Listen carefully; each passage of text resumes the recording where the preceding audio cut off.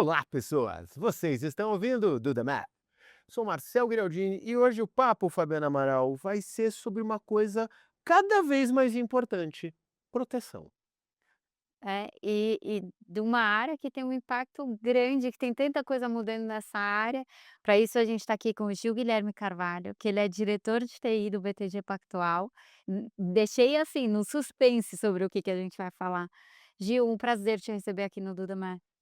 Prazer é todo meu, é um prazer estar aqui podendo falar sobre prevenção, sobre tecnologia com vocês e todos os ouvintes aqui do podcast.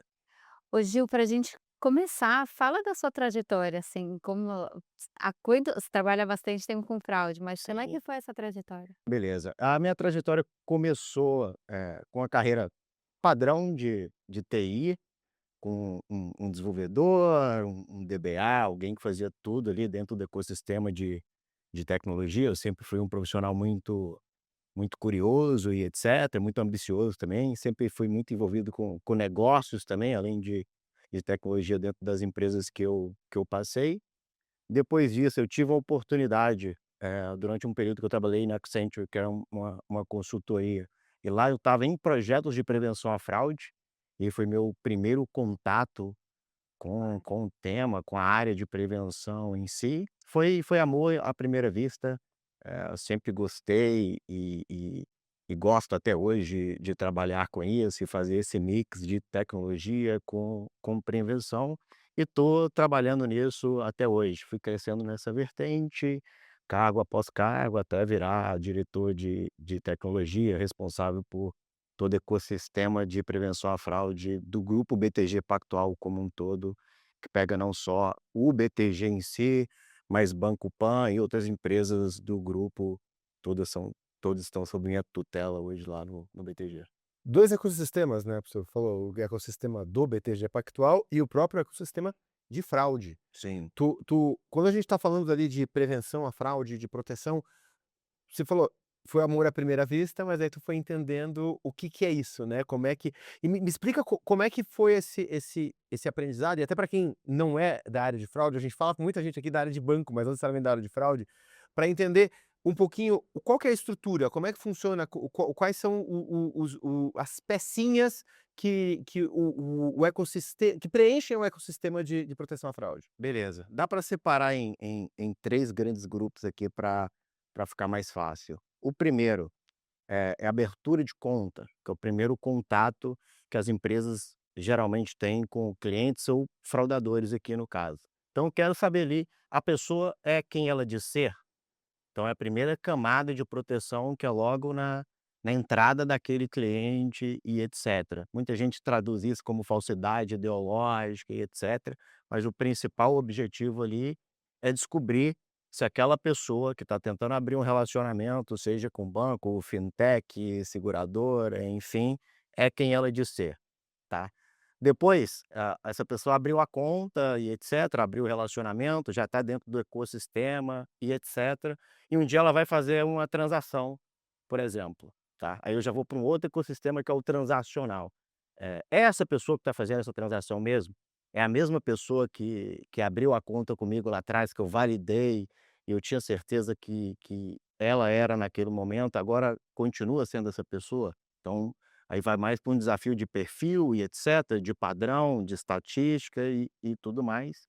E por trás disso tudo, tem um fator comportamental também, que eu gosto de denominar assim, mas que vão envolver outros fatores que não são abertura de conta nem transacionalidade, mas é uma alteração de um cadastro, uma contratação de crédito, que não necessariamente eu estou transacionando, mas eu estou fazendo algo em nome do cliente ali e etcétera. Esses são, pilares padrões de prevenção à fraude, mas o universo se expande muito, porque eu tenho fraude na venda, por exemplo, bancos têm correspondentes bancários com interesses de metas ali que podem estar forçando uma venda para uma pessoa que não estava sabendo que estava contratando aquele produto.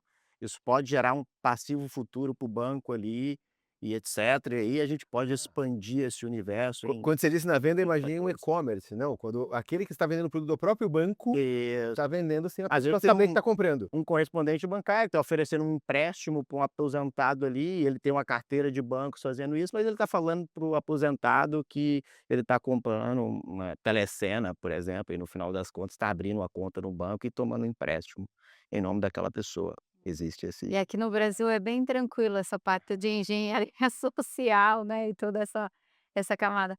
Ô Gil, quando a gente fez o papo do pré-alinhamento, eh, quando a gente olha para prevenção à fraude, você falou pontos super importantes que tem que é uma proteção tanto para a instituição quanto uma proteção para o cliente também, né, uhum, para que ninguém abra uma conta no nome dele ou faça uma transação que não é do perfil dele, etcétera. Só que isso também, a camada de prevenção, ela tende a gerar flexões ali no meio do caminho. com certeza. Como que é esse como que são essas decisões de equilíbrio? Puta, eu acho que você tocou num ponto primordial de prevenção, que é justamente esse equilíbrio entre novos produtos, produtos escaláveis, produtos com o menor atrito possível, com facilidade. Hoje todo mundo tem um app na palma da mão ali e consegue abrir uma conta em minutos em N bancos, em N instituições, e etc. E do outro lado, como eu mantenho isso tudo protegido, e essa é um trade-off, é uma balança de prevenção que a gente vive o tempo inteiro. Eu acho que parte, inclusive, do meu papel como uma pessoa que provê tecnologia para viabilizar isso, é tentar, trazer experiências das mais fluidas possíveis para os nossos clientes e etcétera, para garantir essa questão da experiência versus a proteção. Um ponto legal de trazer aqui para vocês e para os ouvintes, é que eu acompanhei um processo de education do mercado. Por exemplo, quando a gente fala de biometria facial.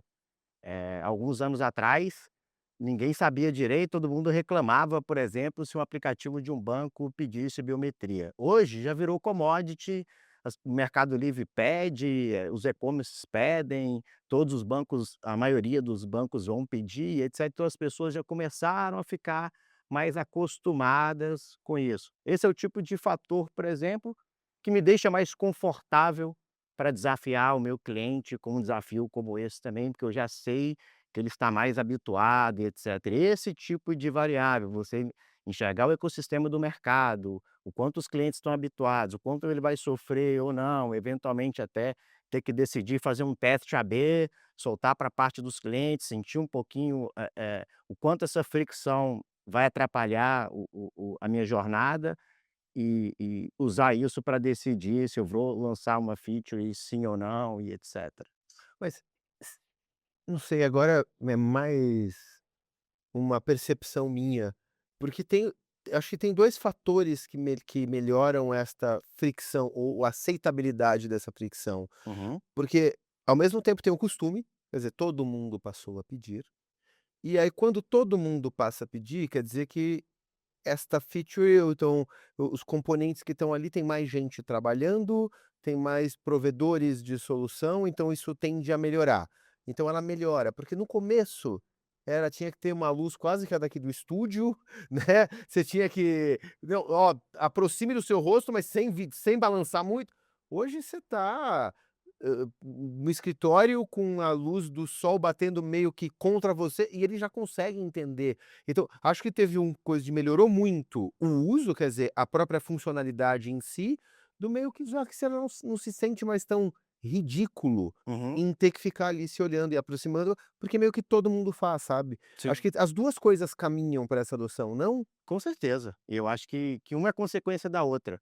A partir do momento que eu preciso pedir mais biometria, por exemplo, o exemplo que a gente está usando aqui, novos provedores têm interesse em melhorar o produto, em ser mais competitivos no mercado, e puta, eu tenho a melhor experiência e etcétera, o que fomenta todo o ecossistema, e favorece tanto os clientes quanto as instituições e demais empresas que contratam e utilizam esse tipo de serviço embarcado ali nas suas plataformas. teve um aprendizado também, né, uma evolução nesse aprendizado, porque você pega, por exemplo, os primeiros momentos de biometria facial, por exemplo, se não funcionava, só aparecia, tipo, falha, não sei o quê, né. Aí depois evolui para aquela vai ficar verdinho em volta para você saber, centralize aqui, faz quase uma silhueta Uhum. para você saber onde pôr o rosto. Tem toda uma evolução em relação a essas camadas, né. Sim, sim. Que é um pouco do que a gente falou ali, eu acho super benéfico e acho que vai evoluir mais ainda, tá. Eu acho que ainda existe oportunidade, no mercado e no ecossistema como um todo, da gente melhorar, como que a gente identifica se a pessoa é quem ela diz ser. Inclusive um ponto que vale tocar aqui, o próprio avanço de inteligência artificial e o quão tá fácil os próprios fraudadores também terem acesso a esse tipo de tecnologia. Depois que veio IA generativa, então, isso explodiu. Então a gente emulado, a gente tem emuladores, deepfakes, etcétera, e faces construídas ali com uma qualidade gigantesca, que está favorecendo os fraudadores a terem ferramentas na mão para As mesmas tentar ferramentas, né. bypassar esse tipo de tecnologia e vira uma briga de gato e rato, que apesar de olhando lá do cliente, você se sente inseguro, etcétera, mas para mim para eu que estou embarcado nesse universo de tecnologia e etcétera, e vejo a gente conseguindo avançar nesses pontos, eu acho um desafio gostoso. É isso. Eu tenho um ponto com atrito, principalmente a gente tá falando de fraude, assim, estamos falando de fraude de banco, né, Uhum. então assim, é o teu dinheiro que a gente tá falando. Essa visão do atrito de vez em quando, se tira todo o atrito, se você tirar 100% do atrito, a minha percepção é que não vai ser só a comoditização geral, do tipo, tirar o atrito do filme. Tem vários temas agora que falam da fluidez que a gente se relaciona com tudo, né, Uhum. então, o Netflix é fluido, o cara desiste do filme, porque é muito fácil escolher, não tem mais aquele atrito absurdo que ir no Blockbuster. Você ia até o final, porque você saiu da sua casa, teve que escolher um negócio, levou pra sua casa. Você teve um esforço, Uhum. então rolou um atrito. Trazendo pra parte de fraude, eu acho que um pouco do atrito é bom pra mim, não só pra sentir que eu tô fazendo algo, mas pra sentir que só eu posso fazer algo. Porque quando eu usei eu vou falar mal de novo, mas não é mal, gente, eu não vou falar o nome pra não sacanear ninguém. Tem aquele banco que é só por WhatsApp, quem não souber qual é, não interessa. Hã, eu tenho conta, abri conta pra testar. Eu achei fácil demais. Então, a falta de nenhum atrito, que é o que ele se propõe a fazer, Tipo, mas espera aí. Qualquer um pode pegar meu celular A aqui, sensação ou de insegurança pela falta do atrito, né. ficou muito fácil, é como se, sei lá, minha gaveta com dinheiro tá aberta aqui. Sabe quando a percepção, então, eu acho que também tem um pouco até de branding, Uhum. de que é seguro, porque, cara, tu tem que abrir o cofre, tu tem que ter Sim, a chave da gaveta, senão você não entra, senão você não pega, sabe. Eu não sei, me pareceu que tem um pouco que é bom, sim. Não, inclusive pra experiência. a gente passou por dilemas parecidos, igual esse que você está falando, e realmente existe isso. Se eu diminuo o atrito demais, eu tenho essa sensação de insegurança e posso ter essa sensação de insegurança em alguns clientes. E o que a gente conseguiu fazer para suprir esse desafio no BTG, por exemplo, foi dar a opção para você. Falou: "Cara, você quer se sentir seguro?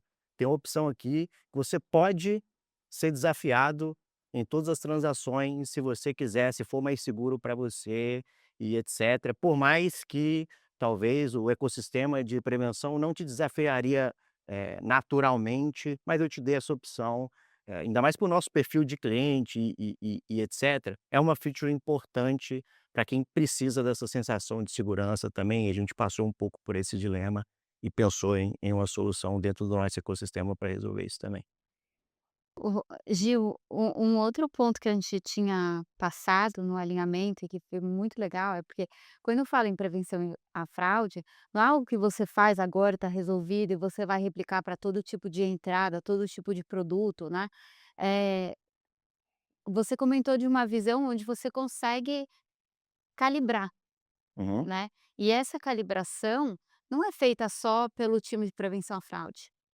Sim, sim. Conta um pouco disso.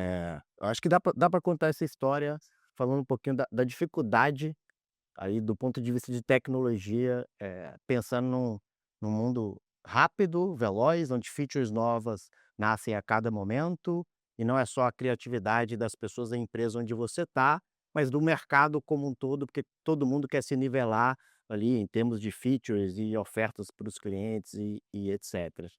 E isso gera além de a concorrência com evoluções regulatórias. A gente está vendo ultimamente, por exemplo, o próprio Bacen no movimento de tentar trazer cada vez mais segurança para o ecossistema do mercado financeiro como um todo.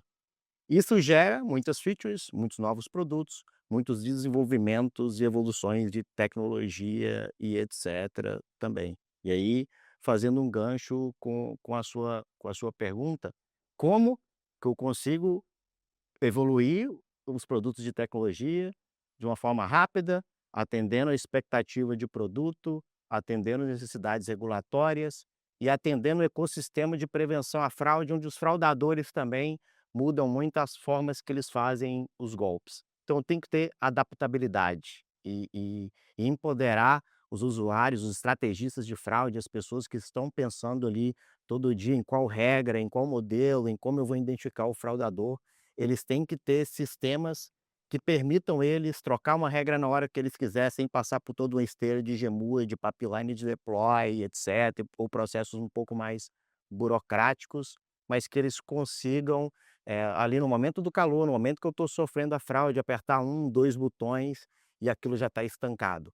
Fazer isso rápido e tem um desafio que eu não comentei aqui, prevenção está no caminho crítico do core bancário. Puta, a gente passa por todas as aberturas de conta, todas as transações Pix, todas as transações de cartão, crédito e débito, fora todo o comportamental do cliente que vão, inevitavelmente passar pelos motores de prevenção à fraude. Essa é uma aplicação que não pode falhar, ela tem que ter escala, ela tem que ser resiliente e, ao mesmo tempo, eu tenho que empoderar os usuários para conseguirem trocar regras e ajustar thresholds e etcétera, na hora que eles quiserem. Fazer isso rápido é um desafio super complexo, que passa muito pelo meu dia a dia e o dia a dia dos meus arquitetos, do time inteiro, de pensar em mecanismos que a gente consiga atender esses anseios, considerando todos esses pilares que eu comentei aqui. Sabe o que eu fico pensando quando você me fala? Não é apenas uma questão de tecnologia, porque senão é um jogo de dinheiro, e aí por mais dinheiro que tenha o fraudador, do outro lado o banco tem mais, então assim, estaria sempre protegido. A maturidade talvez seja em como se modela, em como se toma essa decisão, quanto de risco quer se tomar. Como é que você pode desenhar, ou como você avalia a maturidade de uma operação de risco? Porque não é se está implementado, que implementar todo mundo vai ter, né? Cara, eu nem gosto de considerar a maturidade de uma operação de risco, mas a maturidade da empresa com relação a risco. Porque Tá, é para o mim contrário. é a operação de risco, é o time de produto e é o time de tecnologia, todo mundo mirando o mesmo objetivo, seja, lucrar mais ou prevenir mais, e entendendo um pouquinho da dinâmica de cada um. O time de risco entende a importância daquele produto, o quanto a gente quer lançar, o quanto o atrito ali é uma variável que pode inviabilizar o produto em si, ao mesmo tempo o time de produto entende o ecossistema de risco e etcétera. Então, assim, eu acho que é a maturidade de toda a companhia de entender um pouquinho de risco e saber colocar essas decisões na mesa, levando em consideração, o peso e objetivo da corporação como um todo. Você falou uma coisa, super importante, que é tá todo mundo na mesma mesa. Uhum. E não é geralmente o que acontece em todas as empresas, porque muitas vezes você tem, por exemplo, uma área de produto que ela quer lançar um produto novo, e ela quer testar e ela quer com velocidade, então ela quer trazer mais gente para dentro para conseguir enxergar os resultados daquilo mais rápido, e tal. O que que para quem está nos ouvindo, né, o que que você diria que é, putz, pontos a considerar, sabe, para não ser também uma guerra entre o time de produto Uhum. querendo fazer alguma coisa e de repente a área de prevenção falando: "No way". Eu acho que sim, o que eu falei ali de maturidade vai ter super relação com esses pontos a considerar. Eu acho que é entendimento. O cara de produtos, ele entende ali a preven o como eu vou conseguir evitar que eu tome uma fraude nesse produto novo, nessa funcionalidade nova. Como que eu limito ela ali, apesar de eu querer lançar, eu consiga ir em um pace menor, por exemplo, do que eu gostaria, para conseguir medir o quanto de risco tem naquele produto novo. Eventualmente, essa é uma opção simples que vai encenar e todos os 2 vão ficar felizes. O cara de prevenção à fraude sabe que, o produto não vai ser lançado para mar aberto para todos os clientes, e o cara de produto sabe que vai botar o produto dele, para alguns clientes, pelo menos para ele validar a ideia e entender se aquilo vai, virar de fato um produto mar aberto ou não. Puta, se sentou na mesa todo mundo com o objetivo de lançar o produto. Entendemos aqui um meio termo que dá para lançar e vai ficar legal para a corporação como um todo, cara, eu acho que faz todo sentido. Se não tem, o ato de sentar na mesma mesa e discutir, e só tem um backlog de produtos ali que cai numa esteira de risco, alguém avalia e dá um parecer, e isso volta, e isso ocorre em muitas empresas hoje, infelizmente, eu acho que você trava muito o processo e você perde muito, conhecimento no meio do caminho, porque às vezes, essa reunião que teve hoje para discutir isso, o cara de produto já aprendeu, no próximo produto ele já sabe, ele já chega com a ideia, ele já chega propondo para o pessoal de prevenção lançar daquele jeito, você já corta um caminho gigantesco e do outro lado também é verdade, na hora que chega um produto novo, o pessoal de prevenção já está aberto ali para tentar viabilizar o lançamento do produto como um todo. Então, Pode ir. Você falou da maturidade da empresa como um todo para ter esse olhar, uhum, que tem muito a ver com o apetite a risco, e aí quando você fala: "Putz, se você levar uma fraude", é, não é algo trivial, é algo que pode ter um impacto muito grande nos resultados, né. Ou enfim, ali, eu não sei, de repente, se você deixa muita coisa passar, o impacto pode ser muito grande. Essa conversa de equilibrar, você acha que é o ponto mais desafiador quando você está falando de prevenção à fraude? Falar: "Putz, eu tenho que baixar um pouco a guarda aqui, mas ao mesmo tempo o impacto disso pode ser muito negativo". O que que você acha que é o mais eu acho que essa conversa é o ponto mais desafiador, sim, mas eu vou puxar uma sardinha para aquilo que eu falei lá atrás também, da complexidade técnica de você viabilizar o que foi conversado ali também. Eh eu falei aqui sobre lançar um produto primeiro para alguns clientes, depois eu vou, fazendo uma espécie de rollout ali para conseguir distribuir isso e etcétera. No mundo que eu falei, de escalabilidade, disponibilidade, rapidez e etcétera, onde ainda tem, algo tão customizável quanto, que eu consigo escolher para quem eu quero distribuir, tem um desafio de tecnologia aqui super, complexo que complementa essa questão até da maturidade. Eu acho que a maturidade do ecossistema de tecnologia das empresas também facilita muito, porque não adianta nada o pessoal de fraude concordar, o pessoal de produtos quiser, mas a empresa não tem maturidade técnica para conseguir viabilizar e distribuir aquilo ali dentro do ecossistema da empresa. E é super normal, poucas empresas no Brasil hoje têm essa maturidade. Eu gostei da visão da complexidade técnica, e eu não vou entrar em GenAI, porque você já trouxe, eu acho que é o fraudador, eu acho que tem uma coisa de um pedaço que a maturidade hoje é nula.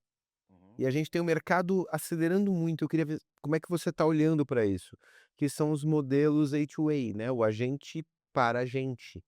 Então a pessoa, para onde a gente vê principalmente os as big techs aí num geral, tanto no mercado americano quanto no mercado chinês, tentando empurrar cada vez mais para você ter um agente do seu lado, que sabe quem você é, suas preferências, como você compra, até o seu meio de pagamento. Lá o meio de pagamento já está resolvido, né, a gente tem a Visa agora com acordo com a o Banco do Brasil?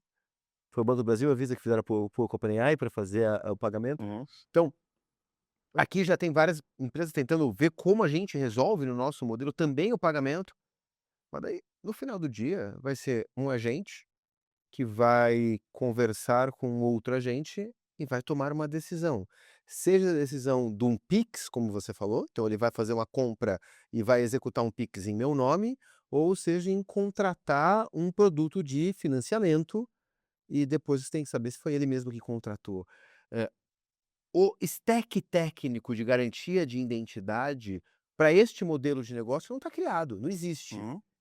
Como é que vocês estão olhando, curiosos, se preparando para isso? Porque é uma porta nova para o marketing, uma porta nova para os modelos de negócio, uma porta nova para fraude. Com certeza. Assim, eu não me sinto nem tão confortável de falar sobre isso, porque a gente está num processo tão de descoberta, de entender um pouco o que está acontecendo, para onde vão esses agentes e qual que vai ser o perfil de profissional, que vai ser o engenheiro de prompt, quem que vai ser a pessoa que vai conduzir esse agente, seja do lado de defesa ou do lado de ataque, para ele performar melhor do que o outro agente nessa guerra de agentes que você citou. Acho que a gente está entendendo agora, acho que teve uma revolução aí. Posso citar nos últimos 2 anos, mas de um ano para cá é que realmente escalou, que está dando ferramentas para todo mundo tentando explorar, e a gente de prevenção à fraude está nessa também. Estou explorando, fazendo testes e etcétera,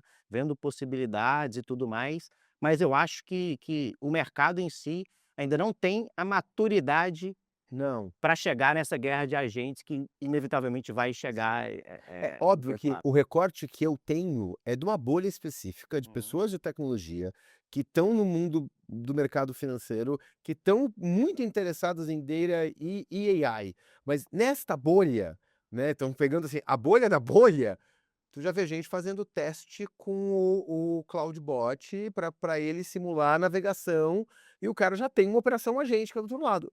Cara, mas nem se eu fizesse uma conta fake pra mim, eu ia dar acesso para o CloudBot fazer, mas você vê pessoas fazendo isso e colocando em repositório, deixando artigo público de como foi feito. Então, assim, eu olho que é aquele momento da inovação que a pessoa tá largando de lado a própria segurança, sabe.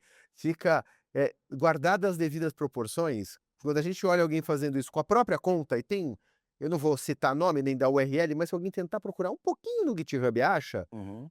você fala assim: "Pô, o que o cara tá fazendo é meio que a brincadeira lá do Oppenheimer, né, que é esse do filme, mas que dizem que é realidade, que na hora que a bomba estoura no teste e funciona, fala: "Ah, a gente não queimou a atmosfera, que bom". Eu falei: "Peraí, tinha risco?", né. Mas é mais ou menos o que ele tá fazendo: "Ah, não fraudaram hoje, que bom". Mas me parece que a inovação está tentando ir um pouco mais rápida do que ela deveria nesse especificamente quando a gente tá falando de um mercado agêntico. Sim, eu também acho, até pela guerra do hype, né.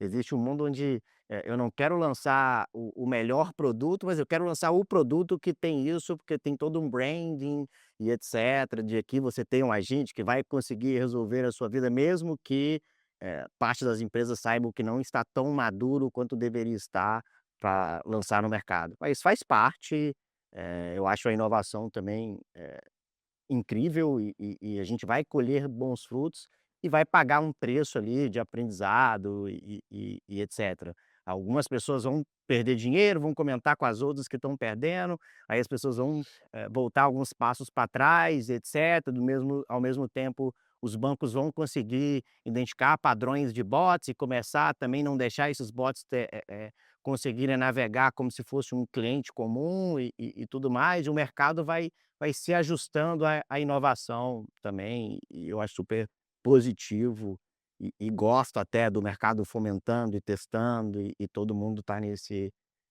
estourando a bolha, digamos assim, dos agentes de IA. Ô Gil, na sua visão, a gente falou aqui, né, de algumas empresas não estarem maduras, ao mesmo tempo de um amadurecimento que ainda vai acontecer no mercado como um todo, porque tem muita coisa nova acontecendo. O que que na sua visão atrasa mais essa maturidade dentro de uma empresa? Hum, eu acho que, liderança conservadora. Que, puta, não olha tanto pro ecossistema como um todo, acredita que aquilo que eu acreditava há 10 anos atrás é a mesma coisa que está valendo ainda e etcétera, e não escuta novos líderes, novas gerações, o que que o mercado todo está olhando. Porque, essa questão das áreas das empresas se conversarem, de alguma forma já virou parece meio que básico já. as empresas deveriam estar num estágio de maturidade onde todo mundo enxerga isso como positivo, e quando você vê, grandes empresas e grande parte das empresas do Brasil ainda não fazendo isso e seguindo um modelo de gestão de 10, 15, 20 anos atrás e que talvez deu certo durante muito tempo e ainda dá, seja por outros fatores, porque o negócio é bom e etcétera, mas eu acho que a liderança conservadora que não está com o mindset aberto para acompanhar a evolução do próprio ecossistema corporativo como um todo, é o que mais vai gerar esse atraso aí. Conservadora numa visão quase que negacionista tu tá trazendo, tipo: Sim. "Não, o meu negócio ainda tá", mas esse mundo acabou, né, Isso. tu que não viu. No outro lado, tem a liderança também que faria o que acelera isso, ou você acha que tem um fator de o mercado barra os clientes que vão acelerar as adoções? Cara, eu acho que tem que ser a liderança. Tá. Eu acho que tem que ser a liderança, porque a gente vê na corrida que está do mercado hoje, e aí se a gente for falar até o ecossistema de mercado financeiro brasileiro, a com a quantidade de fintechs que a gente tem e empresas com know-how de tecnologia, startup, etcétera, que já estão nascendo com outra cabeça, que tem uma velocidade, eh eh, gigantesca para lançar novos produtos e novas funcionalidades, acabam puxando o comportamento dos clientes muito mais do que os clientes ou a demanda do cliente, movimentando essas empresas. Então, acho que até o exemplo que você deu do uso de bancos pelo WhatsApp. Eu não vi em rodas de conversa alguém falando: "Ah, eu queria transacionar com o meu banco aqui no WhatsApp", mas a partir do momento que alguém lançou, foi puxando o comportamento e todo mundo foi normalizando isso, e eu acho que as empresas é que estão puxando o comportamento dos clientes muito mais do que os clientes criando tendência ou com algumas demandas, que não foram supridas ainda por alguma empresa pelo menos. E você falou uma coisa, né, as áreas se conversarem deveria ser uma coisa já muito básica. O que que você acha que são os desafios mais críticos, assim? É a parte da tecnologia em si, olhando para a prevenção à fraude, a tecnologia em si ou esse alinhamento entre as áreas? Ah, pergunta complexa. Eu acho que os 2, tá. Eu acho que o alinhamento é um desafio corporativo, e que depende de N fatores, cultura, liderança, esse mindset que eu falei, que a gente ainda tem líderes conservadores em algumas corporações e etcétera.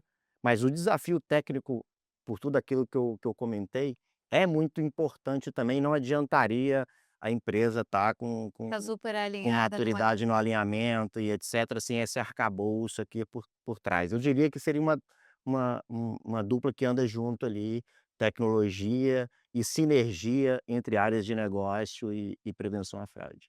Não pesaria mais em nenhum dos 2 porque um é inviável sobre o outro. Não adianta também eu ter tecnologia, ter condições, se não tem essa fica uma sinergia disputa também. entre alinhamento, né?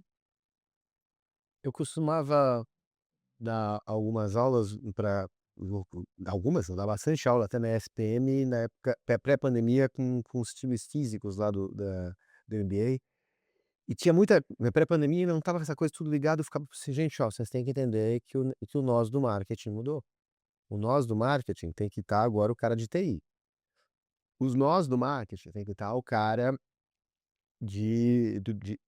do jurídico. O nós do marketing é o cara do financeiro, por causa de". E quando eu falava: "O nós do marketing tem área de segurança", a resposta era: "Mas não anda. Se pôr segurança, não anda".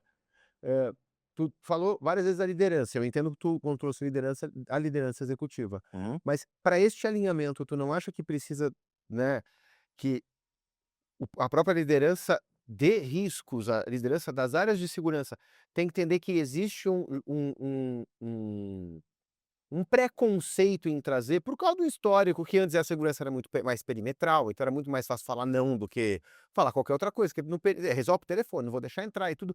Aí quando muda o jogo, eles buscam essa adaptação, mas precisam também se vender para as pessoas entenderem que pode trazer para a mesa que não é um problema? Com certeza, com certeza. Quando eu falo da sinergia de produtos e prevenção, eu estou falando das 2 pontas.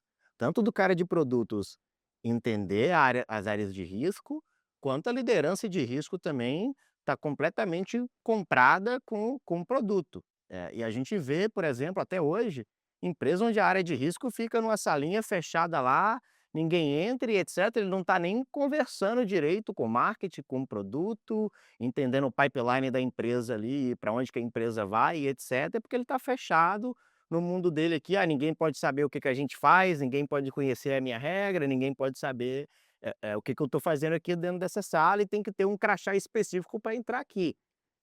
Você vê que até fisicamente ainda tem empresas que blindam muito isso e quando você vai parar para pensar: "Pô, por que que tem que estar fechado?".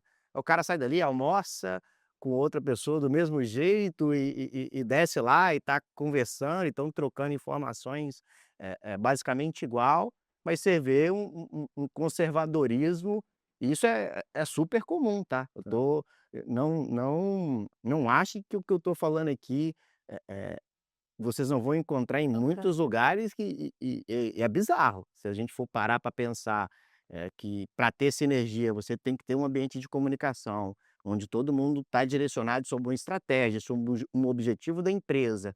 E o cara de risco ele não pode ter, como objetivo final só o risco. Ele tem que estar preocupado com margem, ele tem que estar preocupado com quanto a empresa vai conseguir ganhar dinheiro também, em vez de só evitar a perda e dormir tranquilo só com esse KPI debaixo do braço, por exemplo. Tem que fazer parte, das metas dele e etcétera, fomentar novos produtos também, não virar caminho crítico para a estratégia da empresa. Sabe o que eu estava lembrando? Quando a gente entrevistou o esqueci o sobrenome do Edson, o Edson que é o CIO do Cicobi, e daí ele trouxe o exemplo exatamente você falou das métricas. Falou que ele conseguiu mudar isso no Cicobi quando ele mudou criou metas em comum com o time de produto, com o time de marketing, e aí não é mais ele falou assim, a frase deixou de ser: "Não, não dá", falou assim: assim não dá. Vamos ver como dá?". Porque Isso. daí mudou, porque agora a tua meta é lançar o produto dele, não é mais proibir. Parte da remuneração é ajudar a lançar produto. Então se você tiver uma baixa taxa de lançamento de produto, tu tá trabalhando contra a companhia. Aí veio um ajuste de meio que top down, né, É. da liderança executiva para mudar um pouquinho, que força a galera a ter essa sinergia, inclusive eu acho que é uma ótima estratégia, por isso que eu citei como exemplo aqui. Quando isso flui naturalmente, É, ainda melhora, ainda melhor, ainda melhor. que às vezes começa com a meta lá atrás para fazer essa primeira revolução, ao longo do tempo isso vai ficando mais natural para todo mundo também.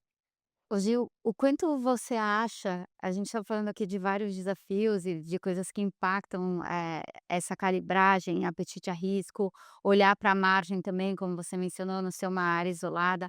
E eu queria saber o quanto dentro da área de não só de prevenção, mas essas conversas em comum, o quanto a busca pela perfeição, ela às vezes, eh, pode acabar sendo uma coisa mais engessada do que de fato essa adaptabilidade de você falar: "Tá, vamos com isso aqui que é o que todo mundo concorda", assim, como você enxerga essas coisas?